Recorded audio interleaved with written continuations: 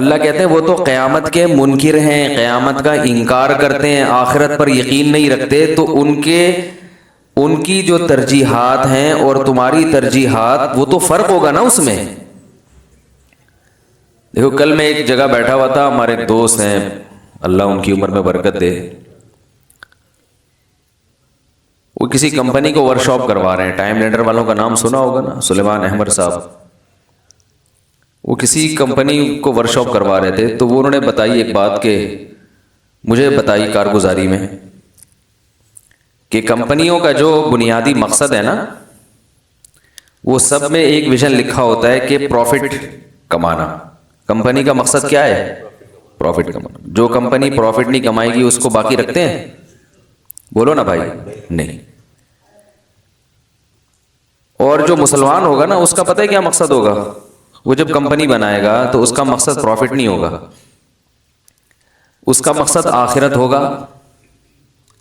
Profit وہ اس لیے کمائے گا تاکہ اس پروفٹ کو کسی بڑے مقصد میں لگایا جا سکے جو آخرت میں کام آئے۔ اس کو میں آسان زبان میں سمجھاتا ہوں، کافر بھی پیسہ کماتا ہے، ہم بھی کماتے ہیں، کیا خیال ہے؟ پیسہ تو دونوں کماتے ہیں بھائی، ہندو بھی کمائے گا، سکھ بھی کمائے گا، ہم بھی کمائیں گے۔ ہندو کماتا ہے پیٹ بھرنے کے لیے، مزے اڑانے کے لیے۔ ہم کیوں کماتے ہیں؟ اس لیے کماتے ہیں کہ اللہ تعالیٰ کو اوپر والا ہاتھ نیچے والے ہاتھ سے، بولو نا، پسند ہے۔ مانگنے والا اللہ کو پسند نہیں ہے، خرچ کرنے والا پسند ہے۔ کیوں پسند ہے؟ اس لیے کہ خرچ کرنے والا اللہ کی مخلوق پہ بوجھ نہیں بنتا، بلکہ اللہ کی مخلوق کو فائدہ پہنچاتا ہے۔ سر اٹھا کے جیتا ہے، اس کا سر جھکتا ہے تو کس کے سامنے؟ اللہ کے۔ اللہ چاہتے ہیں میرے غلام بنو۔ تبھی تو حدیث میں فرمایا جو ایمانداری سے تجارت کرے گا قیامت میں پیغمبروں اور صدیقین کے ساتھ ہوگا۔ کتنا بڑا مقام! اس کی کوئی فضیلت نہیں ہے جو کاروبار چھوڑ کے بیٹھا ہو، اس کی اسلام میں کوئی فضیلت نہیں ہے۔ اس کو رہبانیت کہا گیا ہے۔ رہبانیت جو عیسائیوں میں ہوتا تھا نا، پادری پن، رہبانیت پتہ ہے کسے کہتے ہیں؟ دنیا چھوڑ دینا۔ تو رہبانیت کو برا سمجھا گیا ہے اسلام میں۔ دنیا چھوڑنی تھوڑی ہے، یہ دنیا تو اللہ نے پیدا انسانوں کے لیے کی ہے۔ چھوڑ کے جنگل میں نکل گئے تو جنگل میں تو جانوروں کے لیے ہیں، وہ انسانوں کے لیے تھوڑی ہیں۔ لیکن مسلمان کے سامنے ایک ہدف ہوتا ہے۔ اور آسان مثال دوں، پیچیدگی میں جا رہے ہیں آپ لوگ، اور آسان مثال دیتا ہوں۔ یہ تو کئی دفعہ بیانات میں دے چکا ہوں، لیکن دوبارہ آ جائے گی تو اچھا ہے۔ ایک حدیث میں آتا ہے ایک صحابی درخت لگا رہے ہیں۔ کیا لگا رہے ہیں؟ درخت۔ آپ صلی اللہ علیہ وسلم نے انہیں فرمایا کہ تم جو درخت لگا رہے ہو تو تمہیں کیا معلوم کہ یہ درخت کی زندگی، یہ درخت، حدیث کا مفہوم ہے کہ یہ پھل جب دے گا تو تمہاری زندگی وفا کرے گی کہ بھی نہیں کرے گی؟ اتنی پل کی خبر نہیں ہے، اور پلاننگ اتنے سال کی، 5 سال تو کم از کم لگتے ہیں کھجور کے درخت کو۔ پتہ کل کا نہیں ہے، اور پلاننگ ہو رہی ہے 5 سال بعد۔ کتنے سال کی؟ 5 سال بعد کی پلاننگ۔ او بھائی یہ تو بڑا مشکل، یعنی یہ تو آپ صلی اللہ علیہ وسلم نے اس کو پسند نہیں کیا۔ 2 منٹ لگتے ہیں انسان کو مرنے میں۔ یہ جو جتنے لوگ مر چکے ہیں نا، ان میں سے کسی کا بھی پہلے سے مرنے کا پروگرام نہیں تھا۔ ہم سمجھتے ہیں یہ تو مر گئے تو ان کا تو پروگرام تھا جانے کا، ہمارا چونکہ ہے نہیں تو ابھی ہم تھوڑا زندہ رہیں گے۔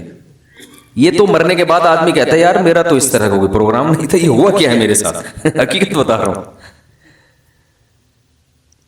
میرے پاس تو ڈاکٹر آتے ہیں نا بڑے بڑے فیلڈ کے، بھائی موضوع چینج نہ ہو جائے ذرا کچی سے پکڑ کے رکھنا۔ بڑے بڑے ڈاکٹر بھی ملاقاتیں ہوتی ہیں، میں تو نچوڑتا ہوں۔ ڈاکٹر آ کے پریشان ہوتا ہے کہ میں اس سے ملنے آیا ہوں تو یہ الٹا یہ مجھ سے مل رہا ہے۔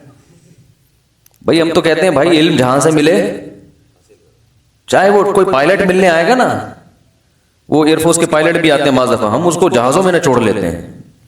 وہ حیران ہوتا ہے یار یہ کیا انجینئر بن رہے ہو، کیا کر رہے ہو؟ بچپن سے مجھے شوق ہے، ابھی نہیں، صرف بچپن سے،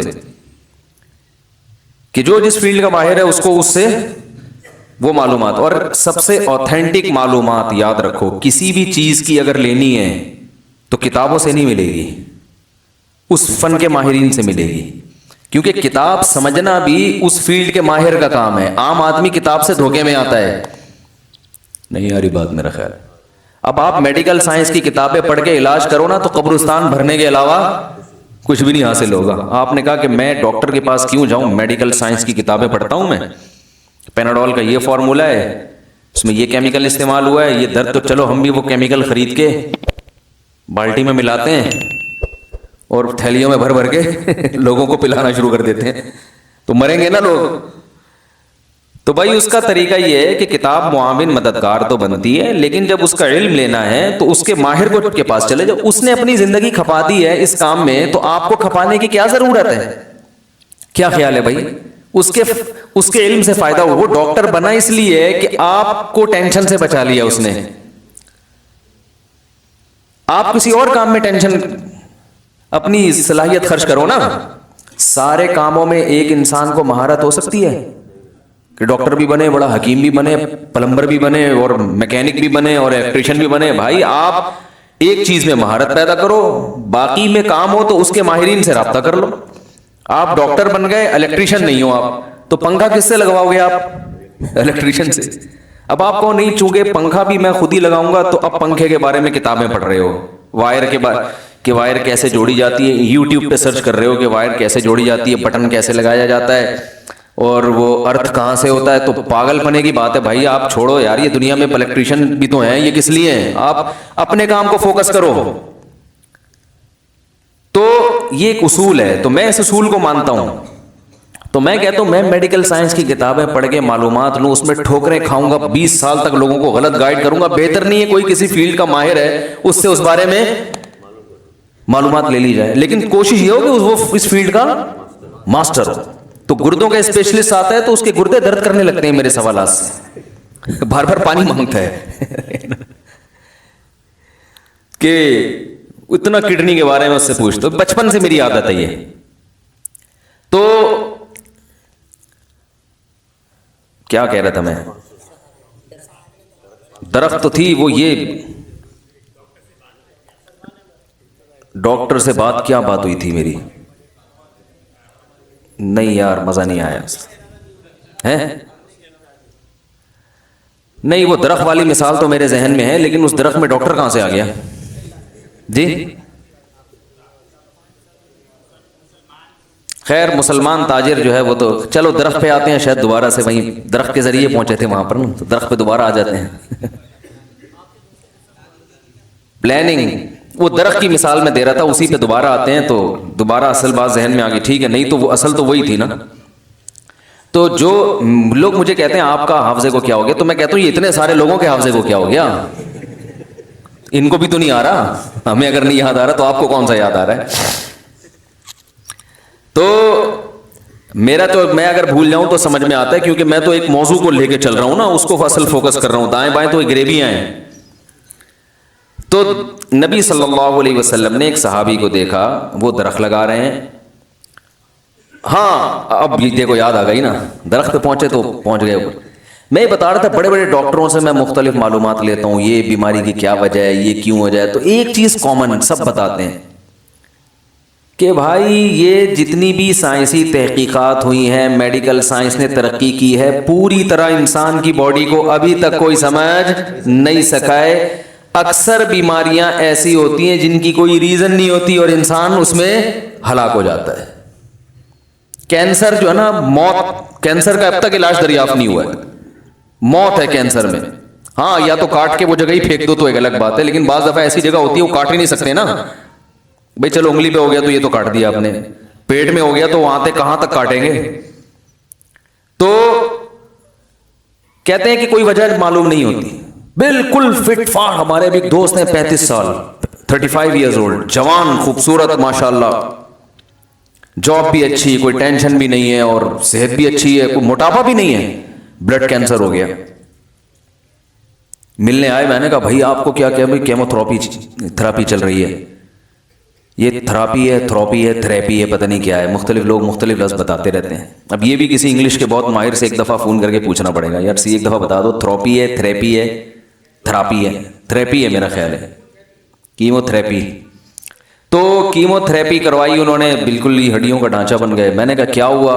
بلڈ کینسر. وجہ کہہ رہے ہیں ڈاکٹر خود حیران ہے کہ وجہ سمجھ میں نہیں آ رہی. کل پرسوں میری حضرت مولانا طارق جمیل صاحب، اللہ ان کی عمر میں برکت دے، ان کو صحت دے، ان سے ملاقات تھی. تو مجھے لگا بہت کمزور ہو گئے ہیں، ہارٹ کا مسئلہ ہے نا ان کا، دوائیں کھا رہے ہیں. تو میں نے کہا آپ تو ایکسرسائز بھی کرتے ہیں، کھاتے بھی نہیں ہیں. ان کی خوراک ایسی ہے کہ آدمی جو ہے نا وہ حیران ہوتا ہے کہ یہ چل کیسے رہے ہیں. بہت تھوڑا کھانا اچھا ہے نا صحت کے لیے، ایکسرسائز بھی پابندی سے، کھاتے بھی تھوڑا ہیں، رات کو سوتے بھی جلدی ہیں، صبح اٹھتے بھی جلدی، پوری بڑی تمیز سے زندگی گزر رہی ہے. کتنے اٹیک، میرا خیال ہے 2 یا 3 اٹیک ہو چکے ہیں. تو مجھے انہوں نے بتایا کہ مجھے جو ہارٹ اسپیشلسٹ ڈاکٹر نے بتایا کہ آپ کا دل جو ہے ماشاءاللہ اس کی رگیں ایسی جوان ہیں جیسے 20 سال کا لڑکا ہوتا ہے، اتنا صحت مند دل ہے. لیکن پھر بھی وہ خود حیران ہے کہ اٹیک ہو کیوں رہا ہے. تو یہ اللہ کی قدرت ہے. ہمارے ایک دوست تھے جامعۃ الرشید میں، اللہ نے ان کو بڑا نوازا تھا، ماشاءاللہ بڑے خوبصورت بھی تھے، مالدار بھی تھے، جوان بھی تھے، علم بھی ماشاءاللہ بہت تھا ان کے پاس. اس زمانے میں کراچی کے حالات بہت خراب تھے، ٹارگٹ کلنگ بہت نا، علماء کا بھی قتل ہو رہا تھا، شہادتیں ہو رہی تھیں. تو انہیں جامعۃ الرشید نے گاڑی دے دی گارڈ کے ساتھ. تو انہوں نے کہا کہ بھائی گارڈ کے ساتھ باقاعدہ گاڑی دیں گے تو میں تو اور نمایاں ہو جاؤں گا. تو مجھے چھوٹی موٹی سی سیدھی سادی گاڑی جس میں پتہ ہی نہ چلے کہ کون جا رہا ہے، تو ہائی روف دے دی. وہ جو صابن دانی نہیں ہوتی، ہائی روف صابن دانی سیدھی سادھی، اس میں کیا پتہ چلے گا کوئی بڑا عالم ہے. اللہ کی قدرت کے وہ ایکسیڈنٹ ہوا، اس کے سامنے جو ہے نا ایک وہ پجارو آ کے ٹکرائی ہے. اب ظاہر ہے پجارو کے سامنے ہائی روف کی کوئی اوقات ہے، آن دا اسپاٹ ان کی ڈیتھ ہو گئی. ہم نے کہا دیکھو جس چیز کو ہم نجات کا ذریعہ سمجھ کے کہ اس میں یہ نمایاں نہیں ہوں گے، لوگوں کو پتہ نہیں چلے گا تو بچے رہیں گے. کیونکہ اس زمانے میں جامعہ فاروقیہ میں بھی شہادت ہوئی تھی، پتہ ہوگا آپ کو، پوری گاڑی اڑا دی تھی کسی نے. تو جتنے بڑے بڑے مدارس تھے نا وہ احتیاط کر رہے تھے. تو جو احتیاط کا ذریعہ ہوتا ہے نا وہی موت کا سبب بن جاتا ہے. اچھا بھلا آدمی ہوتا ہے، فٹ فاٹ ہوتا ہے، ڈاکٹر صاحب کے پاس چلا جاتا ہے کہ مجھے کوئی بیماری نہیں ہے، احتیاطاً ٹیکا لگا دو.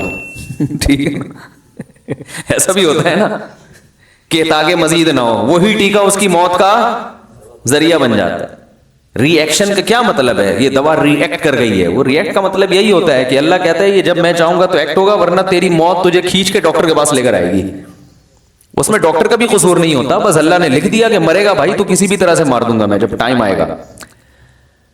تو ہمیں پھر بھی احتیاط کرنی چاہیے، صحت کی حفاظت کرنا یہ فرض ہے، ضروری ہے. علماء نے تو یہاں تک لکھا ہے کہ جب آپ کا پیٹ بھر گیا اور آپ کو پتا ہے کہ اب یہ مزید لقمہ کوئی فائدہ نہیں پہنچائے گا، اس سے بدہضمی کے سوا کچھ بھی حاصل نہیں ہوگا، تو بعض علماء نے یہ لکھا ہے کہ یہ لقمہ حرام ہے کھانا، کیونکہ یہ خودکشی کے زمرے میں آ رہا ہے. کیوں کھا رہے ہو؟ کھا تو لیا پھر بھی کھا رہے ہو. تو 1 منٹ کا انسان کا پتہ نہیں ہے، اور صحابی رسول درخت لگا رہے ہیں. تو اس لیے نبی نے کیا فرمایا کہ تمہیں زندگی کا کیا پتا ہے کہ یہ جب تک پھل دے گا تو درخت وفا کرے گا کہ نہیں کرے گا؟ زندگی وفا کرے گی نہیں. تو اس حدیث سے کیا پتا چلتا ہے؟ درخت لگانے سے منع کیا جا رہا ہے نا. کیا ہو گیا بھائی؟ بولو نا ہاں. اس سے تو یہ پتا چل رہا ہے نا کہ اسلام میں درخت لگانا اچھا کام نہیں ہے. کیا 5-5 سال ابے چھوڑو، جو صبح کی روٹی ہے تو شام کو اللہ کھلا دے گا، شام کو ہے تو صبح بھی کھلا دے گا جس نے شام ہو. اتنی لمبی سوچنے کی ضرورت نہیں ہے، ڈپریشن میں ٹینشن میں جاؤ گے کچھ بھی حاصل نہیں ہوگا. لیکن کم علم خطرہ ایمان، جیسے ہوتا ہے نا نیم حکیم خطرہ جان، تو نیم مفتی خطرہ ایمان. جو لوگ آدھی حدیثیں پڑھ کے فتوے دیتے ہیں نا وہ اسی طرح امت کو گمراہ کرتے ہیں. قرآن و حدیث کا علم مکمل ہونا چاہیے. تو جن لوگوں نے اس قسم کی حدیثیں پڑھی ہوئی ہیں وہ دنیا سے دور، کہ کیا درخت لگانا، کیا یہ کر رہے ہیں، پیسے انویسٹ کیے ہوئے ہیں، وہاں کاروبار کر رہا ہے، ادھر طارق روڈ پہ 6 دکانیں اور تھی، 4 اور خرید رہا ہے، کیا یہ دنیا. اللہ کے نبی نے تو درخت لگانے میں کہا کہ لمبی امیدیں، اور یہ دکانیں خریدنے، اور جناب ماشاءاللہ ان کے لائف اسٹائل دیکھو. تو یہ وہ لوگ ہوں گے جو آدھی حدیث پڑھتے ہیں اور آدھی حدیثیں نہیں پڑھی. تو دوسری حدیث میں آتا ہے کہ آپ صلی اللہ علیہ وسلم نے ارشاد فرمایا، یہ صحیح حدیث، صحیح مسلم کی، کہ جس نے درخت لگایا جب تک چرند پرند بھی اس درخت سے کھاتے رہیں گے اس کو قبر میں ثواب ملتا رہے گا. کیا انداز ہے تبلیغ کا، دیکھو یار، مسلمان کا قبلہ ہی چینج کر دیا. بھائی درخت ہم بھی لگائیں گے، کافر بھی لگائے گا. کافر کا ویژن درخت لگانے سے کچھ اور ہے، ہمارا کچھ اور. کافر اس دنیا پہ یقین کرتا ہے، وہ آخرت پہ یقین نہیں کرتا. وہ کہتا ہے درخت لگاؤں گا، پھل دے گا. پھر جب درخت جب تک بڑا نہیں ہو جائے اس کو یہ ڈر ہے کوئی مار کے نہ چلا جائے، مر نہ جاؤں، ٹرک کے نیچے نہ آ جاؤں، کوئی بیماری تو نہیں ہو گئی، یہ تو نہیں، ڈپریشن میں جائے گا نا. پھر درخت جب لگ گیا، پھل نہیں دے رہا، یار یہ کوئی دم کرو، کوئی تعویذ ڈالو، کوئی بکرے ذبح کرو. یہی ہوتا ہے نا بکروں کے، وہ منتیں چڑھاؤ، پھر پیر صاحب کے پاس جاؤ، پھر مزار پہ جاؤ، پھر بھائی یہ کیا ہو گیا، بھائی یہ کیا ہو گیا، یہ ہو کیوں نہیں رہا، یہ وہ تو پھر درخت سے پہلے مرے نا خودکشی یا ٹینشن سے مر جائے گا وہ. مسلمان کیا کہتا ہے، بھائی درخت لگانا ہے، پھل دے گا، خود بھی کھائیں گے، بچوں کو بھی کھلائیں گے، کاروبار بھی کریں گے. اور مر گئے، اگر لگانے سے پہلے مر گئے یا بڑا ہونے سے، درخت کے مکمل ہونے سے پہلے مر گئے تو نیت کا ثواب، بولو نا بھائی، ملتا رہے. اور لگ گیا تو سبحان اللہ. مر بھی گئے تو کوئی بات نہیں، ہم پھل نہیں کھائیں گے، آگے نسلیں تو کھائیں گی نا. آخرت میں ذخیرہ ہو رہا ہے بھائی، چڑیا کو کھلانے میں ثواب مل رہا ہے تو انسان کھائیں گے اور اس کے سائے کے نیچے رہیں گے، تو اور کیا چاہیے. اپنے بھی مزے اور مخلوق کو فائدہ پہنچانے کے بھی مزے، تو آخرت کے لیے. اللہ نے مزے اڑانے پر پابندی نہیں لگائی ہے، لیکن وہ مزے جس کی اللہ نے اجازت دی ہے تاکہ آخرت خراب نہ ہو. مسلمان آخرت پہلے رکھتا ہے، دنیا بعد میں. بھائی بہت سے مزے اللہ نے ایسے رکھے ہیں کہ اس سے آخرت خراب نہیں ہوتی بلکہ آخرت میں فائدہ ہوتا ہے. تو وہ مزے تو اڑانے چاہیے نا جس سے نہ اللہ ناراض ہو رہا ہے بلکہ اللہ خوش ہو رہا ہے. یا ایھا الذین آمنوا کلوا من الطیبات، اے ایمان والو پاکیزہ چیزیں کھاؤ، اس سے فائدہ اٹھاؤ، یہ تو اللہ نے تمہارے لیے پیدا کی ہیں. تو ویژن میں فرق ہے. جو کمپنیاں ہیں نا ان کے ویژن کیا ہوتے ہیں، پیسہ کمانا. لیکن مسلمان کا، تاجر کا ویژن کیا ہوگا، بھائی پیسہ کمانا تاکہ اس سے کوئی بڑا مقصد حاصل کیا جا سکے. پیسہ برائے پیسہ مقصد نہیں ہے. پیسہ کما کے کوئی بڑا مقصد حاصل ہو. وہ بڑا مقصد کیا ہے؟ پہلا مقصد کسی کے ساتھ سب سے پہلے تو اپنے آپ کو بھکاری بننے سے بچانا ہے. سمجھ رہے ہیں؟ اللہ کو بھیک مانگنے والا پسند نہیں ہے. بھائی سب سے پہلے تو بھائی ہم صرف اللہ کے سامنے جھکیں گے. مخلوق کیا، ہمارے جیسا انسان ہے، میں کیوں اس کے سامنے اپنی ناک ذلیل کروں. بھائی سجدہ صرف اللہ کے سامنے ہوتا ہے. اور سجدہ دو قسم کا ہوتا ہے، ایک سر جھکانے والا، ایک اپنے دل کو جھکا دینا. ہم دل بھی نہیں جھکاتے. کیا خیال ہے بھائی، ہم کیوں کسی کا احسان لیں؟ تو ہم صرف اللہ سے مانگیں گے. تو اس کے لیے جیب میں پیسے ہوگے تو مانگیں گے نا.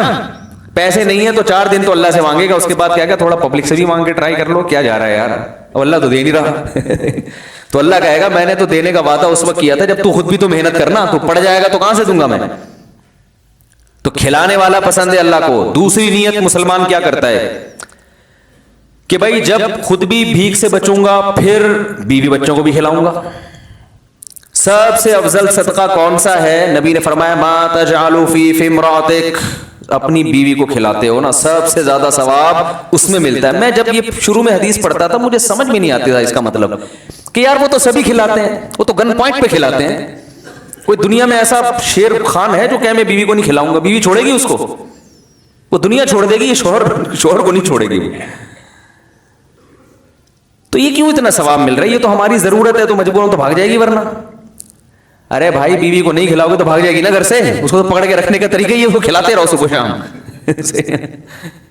ورنہ وہ بچے الگ رول جائیں گے. یہ تو کھلانا ہی کھلانا ہے. اب مجھے اس حدیث کا مطلب سمجھ میں آتا ہے یار نبی صلی اللہ علیہ وسلم نے کیسی ترغیب دی ہے مسلمانوں کو. کیونکہ حضرت عمر کا قول ہے من لم یعرف وہ کیا ہے، من لم کیا ہے، وہ عجیب بڑے خوبصورت الفاظ ہیں کہ من لم یعرف بالجاہلیت لم یعرف بالاسلام. جو زمانہ جاہلیت جس نے نہیں دیکھا اس کو اسلام کی خوبیوں کا پتہ نہیں چلتا. حضرت عمر نے تو دیکھا تھا نا، جو نئے نئے لوگ آ رہے تھے نا، پیدا ہو رہے تھے، مسلمان ہو رہے تھے نوجوان، ان کو کہتے تھے تمہیں کیا پتا کہ اسلام کیا ہے، تم نے جاہلیت کا زمانہ تو دیکھا نہیں ہے. تو آج جب ہم دنیا میں سفر بھی ہوئے، مطالعہ بھی ہوا، تو دوسری قوموں سے جب کمپیئر کرتے ہیں ان کے ہاں ٹیکنیکل فالٹ یہ ہے کہ وہ بیوی پہ خرچ نہیں کرتے. انگریز خرچ کرے گا اپنی ذات پہ، اپنی کمپنی پہ. کیا خیال ہے؟ اپنی کمپنی پہ, اپنی ذات پہ, گرل فرینڈ پہ, دوستوں پہ, بیوی پہ نہیں کرتا. بیویاں تو وہاں خود بھی, بھائی بیوی اپنا کماتی ہے, شوہر اپنا کماتا ہے. تو اللہ کے نبی نے اس لیے فرمایا کہ سب کیوں, اس سے خاندانی نظام محفوظ رہتا ہے. عورت جاب کرنے پر مجبور نہیں ہوتی, وہ گھر کی چار دیواری میں رہتی ہے, وہ آپ کے بچوں کی تربیت کرتی ہے, وہ برائی کی طرف نہیں جاتی, اور آپ میں خرچ, مرد کو اللہ چاہتے ہیں اس میں خرچ کرنے کا جذبہ پیدا ہو, یہ خاندان کو جوڑ کے رکھتا ہے. پھر اس لیے فرمایا کہ سب سے پہلے کیا ہے, دیکھو آپ کہہ سکتے ہیں سب سے پہلے تو والدین ہیں, تو والدین اس صورت میں ہے کہ وہ محتاج ہوں, ورنہ اماں کا خرچہ آپ کے ابا پر ہے, بیٹے پر نہیں ہے, سمجھ رہے نا. لیکن بیوی اگر مالدار ہو یا نہ ہو, دونوں صورتوں میں اس کا خرچہ کس کے ذمہ ہے, شوہر کے. اس لیے اس کو افضل صدقہ قرار دیا ہے, ورنہ اگر محتاج ہے نا تو پھر تو ماں باپ کا درجہ پہلے ہے. تو اللہ نے کیا حکم دیا نبی نے, ما تجعل فی امراتک, جو تم اپنی زوجہ کو کھلاتے ہو, تو یہ سب سے بہتر صدقہ ہے. تم مال کمانے سے دوسری نیت کیا ہوتی ہے مسلمان کی, یہ نہیں کہ میں کھاؤں, موج مستی کروں, بس یہ کوئی نیت نہیں ہے, کیونکہ غیر مسلم کی یہ نیت ہوتی ہے. اس لیے اس نیت کی اخلاقی برائیاں کیا پیدا ہوتی ہیں اس نیت کی وجہ سے. نمبر ایک, کیونکہ وہ سمجھتا ہے کہ دنیا میں ہم صرف انجوائے کرنے کے لیے آئے ہیں, تو ہر وہ چیز جو انجوائے کرنے میں رکاوٹ بنے گی وہ اسے کباب میں ہڈی سمجھتا ہے. آپ کو پتا ہے ابھی انڈیا میں, مجھے کسی نے واٹس ایپ پہ کلپ بھیجا کہ انڈیا میں بعض علاقوں میں ایسا ہو, میں وہی انڈیا کی جب باتیں کر رہا ہوں تو اس سے مسلمان مراد نہیں ہوتے, انڈیا کے مسلمان بہت اچھے ہیں, بہت سے تو ہم سے بھی اچھے ہیں, تو اس سے مراد وہ متعصب قسم کے غیر مسلم, جو سارے غیر مسلم بھی ایسے نہیں ہوتے, اس سے مراد وہ غیر مسلم ہوتے ہیں جو مذہب سے دور ہوتے ہوتے ہوتے ہوتے نا بالکل مذہب کے باغی ہو گئے, ان کا یہ انجام ہوتا ہے. تو اس میں یہ کہ گاؤں میں رواج ہے, بوڑھے والدین اور دادا دادی کو قتل کر دیتے ہیں کہ یہ ٹینشن ہے, بوجھ بن رہے ہیں, اور یہ بہت پرانا رواج ہے ان کا. اس کا انٹرویو دکھایا انہوں نے, انٹرویو میں دکھایا کہ ہاں ہم ایسا کرتے ہیں کہ جب وہ نہیں مر رہے ہوتے تو ڈاکٹر کو لاتے ہیں, وہ انجیکشن لگا دیتا ہے یا کچھ پلا دیتے ہیں یا کچھ ایسا کر دیتے ہیں, مار دیتے ہیں. تو اپنے حساب سے تو وہ ٹھیک کر رہے ہیں, کیونکہ بھائی جب دنیا میں انجوائے کرنے کے لیے آئے ہیں تو یہ ٹینشن کیوں اٹھائیں بوڑھے کی, بولو نا بھائی, یہ تو ٹینشن ہے نا. اور غیر مسلم ٹینشن سمجھتا ہے, بوڑھے باپ کو بھی, بوڑھی ماں کو بھی, بیوی کو بھی ٹینشن سمجھتا ہے. اس لیے سمجھتا ہے کہ یہ گرل فرینڈ نہیں بنانے دیتی, خرچہ کرنا پڑتا ہے اس کے اوپر, تبھی خرچے سے بھی. پھر اولاد کو ٹینشن, اسی وجہ سے ایک دو سے زیادہ بچے بھی نہیں ہونے دیتے. وہ کہتے ہیں یہ ٹینشن ہے کہ کیوں ہم تیسرا بچہ کیوں ہو, بھائی دو میں خرچ کر لیا بہت ہے, تیسرا کیوں ہو. تو فیملیاں بھی سمٹ رہی ہیں, جب ان کی فیملی سمٹ رہی ہیں تو چچا ماموں خالہ تایا کا سسٹم سارا آہستہ آہستہ, ارے جب بچے ہوتے ہیں تو پھر چچا تایا خالہ ماموں کزن بہن بھائی یہ سارے رشتے جب وجود میں آتے ہیں نا, بڑا خاندان تو جب ہی بنتا ہے نا, تو محبتیں ختم. ہر آدمی اس کوشش میں پیسہ پیسہ پیسہ پیسہ. تو یہ اخلاق, پھر اس پیسہ کمانے میں وہ یہ نہیں دیکھتا کہ اخلاقیات کے دائرے میں یہ چیز آتی ہے کہ نہیں آتی. آپ مجھے ایک بات بتاؤ, علم دین کے بعد سب سے مقدس شعبہ میڈیکل سائنس ہے یا نہیں ہے؟ دیکھو علماء لوگوں کے ایمان کی حفاظت کرتے ہیں, یہ سب سے مقدس شعبہ. اس کے بعد لوگوں کی جان کی حفاظت, یہ سب سے مقدس شعبہ ہے یا نہیں ہے؟ ارے بھائی کوئی بزنس میں آدمی پیچھے چلا جائے یا اور کسی فیلڈ میں کوئی انجینئر نہ بن سکے, لیکن معاشرے کو سب سے زیادہ ضرورت علماء کے بعد ڈاکٹروں کی ہے نا, ورنہ تو مر جائیں گے لوگ. اٹیک ہوگا, کتنے لوگ ہیں شوگر ہو گئی تو ڈاکٹر اس دوا تجویز کرتا ہے, بچے رہتے ہیں. اٹیک ہو جاتا ہے, ہاسپٹل میں لے کے آتے ہیں, وہ ڈاکٹر صاحب اس کا وہ پہلے سے پھاوڑا لے کے بیٹھے ہوئے ہوتے ہیں نا کہ کہاں سے کاٹنا ہے کیا کاٹنا ہے, وہ سارا حساب اس کا صحیح کر دیتے ہیں. بھائی ہم تو ڈاکٹر ہے نہیں, ہم تو اس کو, ہمیں کیا وہ انسٹرومنٹ جو ان کے ہوتے ہیں کیا, ہمیں تھوڑی اس کا نام پتا ہے, ہم تو اس کو اپنی زبان میں کینچی پھاوڑا چاقو چاپڑ یہ کہیں گے. کسائیوں کا چاپڑ الگ ہوتا ہے, ڈاکٹروں کا ہوتے تو وہ بھی چاپڑ ہی ہے نا. اور بعض ڈاکٹر تو واقعی اللہ معاف فرمائے کسائی ہی جیسے ہوتے ہیں, بعض سب نہیں. وہ بلا وجہ, کل ہی کسی نے رپورٹ پیش کی, بتایا کہ 30% آپریشن بلا وجہ ہو رہے ہیں. یہ بہت بڑے ڈاکٹر کی رپورٹ ہے, میں نام نہیں لوں گا ان کا, کہ 30% آپریشن ایویں ہی ہو رہے ہیں پیسے کمانے کے. لیکن پھر بھی ڈاکٹر اگر آپ کو آپریشن تجویز کرے تو یہ نہ کہ ایویں ہی ہو رہے ہیں, آپ کو کیا پتا, ہو سکتا ہے وہ صحیح کہہ رہا ہو, تو جاؤ اس کے پاس جس پر پہلے اعتماد ہوتا ہے. پھر جب اعتماد کر لیا تو پھر جیسا کہہ رہا ہے ویسا کرو, کیونکہ ڈاکٹر سے بھی لوگ الجھتے ہیں. تو خیر میں جلدی سے بات سمیٹتا ہوں. دیکھو سب سے مقدس شعبہ میڈیکل سائنس کا ہے نا, کہ جس نے ایک انسان کی جان بچائی اس نے گویا سارے انسانوں کی. لیکن چونکہ آخرت پر یقین نہیں ہے تو کمپنیاں جو دوائیں بنا رہی ہیں ان کا شعبہ بڑا مقدس.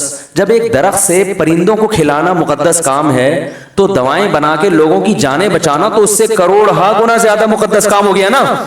لیکن جو دواؤں کی کمپنیاں ہیں ان کا ویژن, ان کا چونکہ آخرت پر یقین نہیں ہے, لہذا ان کے ویژن میں کیا چیز ہے, یہ پیسہ کمانے کی کمپنی ہے, لوگوں کو فائدہ پہنچانے کی کمپنی نہیں ہے. اگر انہوں نے ویژن میں یہ لکھا ہوتا کہ یہ جو کمپنی ہے پیسہ بھی کمائے گی لوگوں کو فائدہ پہنچا کے, اور پیسہ اس لیے کمائے گی تاکہ اس کمپنی کے جو شیئر ہولڈر ہیں وہ بھی خوشحالی کا شکار ہوں اور اپنے بیوی بچوں پہ بھی خرچ کریں, صدقات و خیرات بھی کریں اور ملک کی ترقی کا بھی سبب بنے تاکہ آخرت میں سرخرو ہو سکیں, یہ ویژن بن جاتا.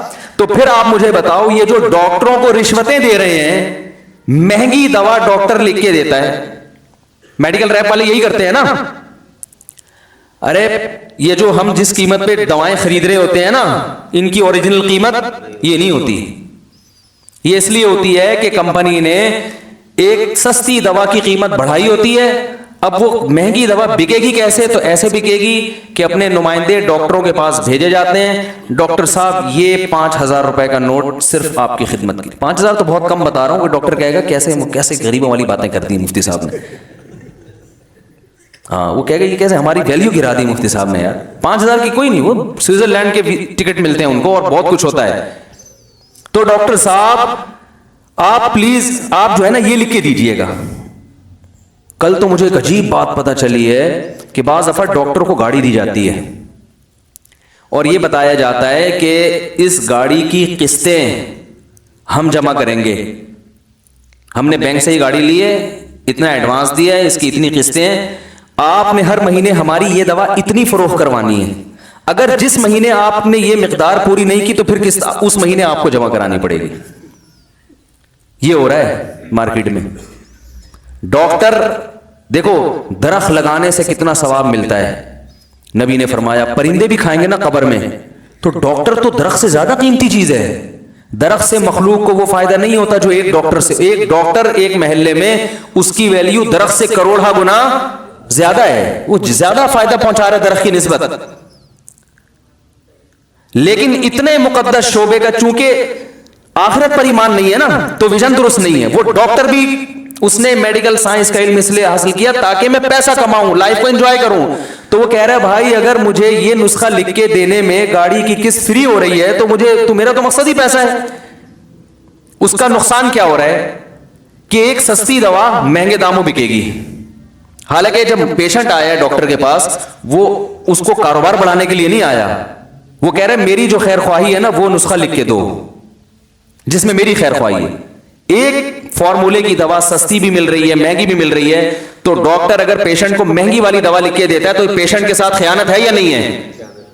بولو نا بھائی, تو خیانت ہے. لیکن ڈاکٹر یہ خیانت کر رہا ہوتا ہے وہاں سے رشوت لے کے, کمیشن لے کے, تو وہ بھی غلط کر رہا ہے.